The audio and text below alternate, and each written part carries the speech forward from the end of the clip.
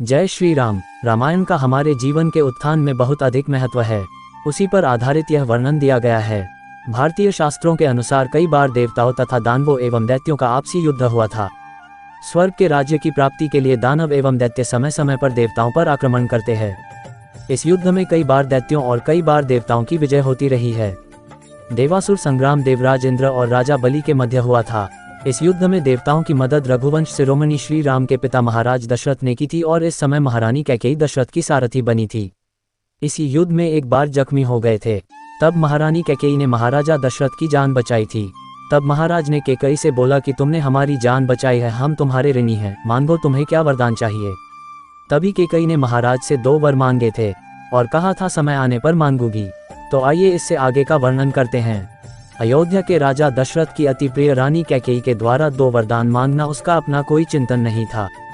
लेकिन दासी मंथरा ने जब इन 2 वरदानों के साथ भरत की भावी सुरक्षा का सवाल भिन्न भिन्न युक्तियों के माध्यम से समझाया, तो अपने हित अनहित का विचार किए बिना एक मां के हृदय ने कुटिल मंथरा की सलाह के अनुसार वे 2 वरदान महाराजा दशरथ से मांग ही लिए, जो अंततः रामायण की कथा के आधार बने।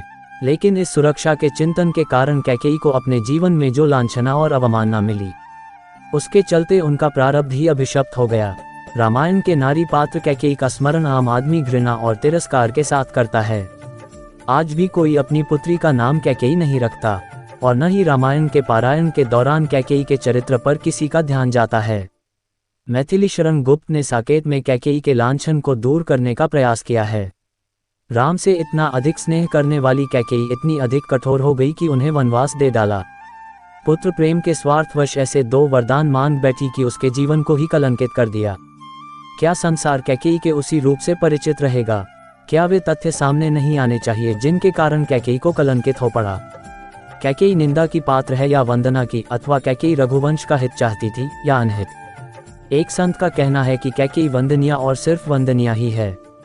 उन्होंने बतलाया कि श्रवण कुमार के पिता रत्नऋषि नंदीग्राम के राजा अश्वपति के राजपुरोहित थे और कैकेयी राजा अश्वपति की बेटी थी। रत्नऋषि ने कैकेयी को सभी शास्त्र वेद पुराण की शिक्षा दी। एक दिन बातों ही बातों में अयोध्या नरेश महाराजा दशरथ की चर्चा चल पड़ी। रत्नऋषि ने कैकेयी को बतलाया कि दशरथ की कोई संतान राजगद्दी पर नहीं बैठ पाएगी और साथ ही ज्योतिष गणना के आधार पर यह भी बतलाया कि दशरथ की मृत्यु के पश्चात यदि 14 वर्ष के दौरान कोई संतान गद्दी पर बैठ भी गया तो रघुवंश का नाश हो जाएगा।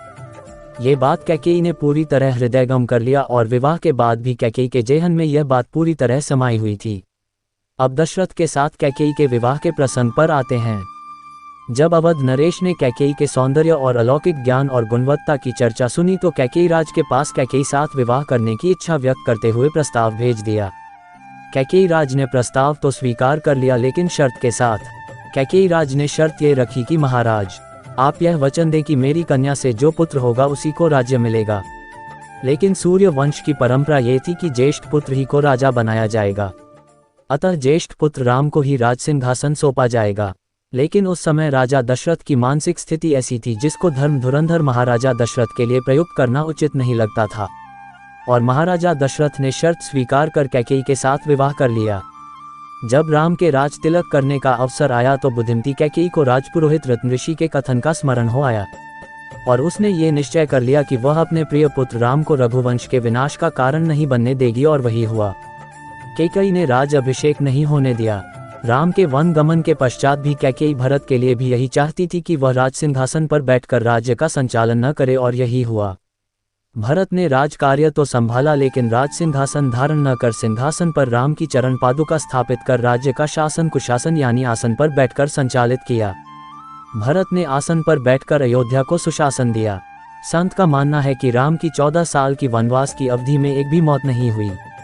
सभी अयोध्यावासी हंसी खुशी से जीवन व्यतीत कर रहे थे, अन्यथा कोई भी अनहोनी हो सकती थी। इस प्रकार कैकेयी ने रघुवंश का विनाश होने से बचा लिया।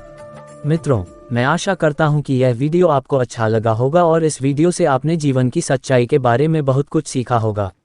अगर आपको ये विचार अच्छे लगे हो तो कमेंट सेक्शन में जय श्री राम अवश्य लिखें ताकि भगवान श्री राम की कृपा आप पर बनी रहे।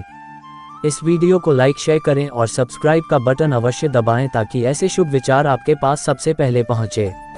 आपके आशीर्वाद से मैं आगे भी इस तरह की ज्ञानवर्धक वीडियो आपके लिए लाता रहूंगा। कृपया आप अपना बहुत ख्याल रखें। जय श्री राम।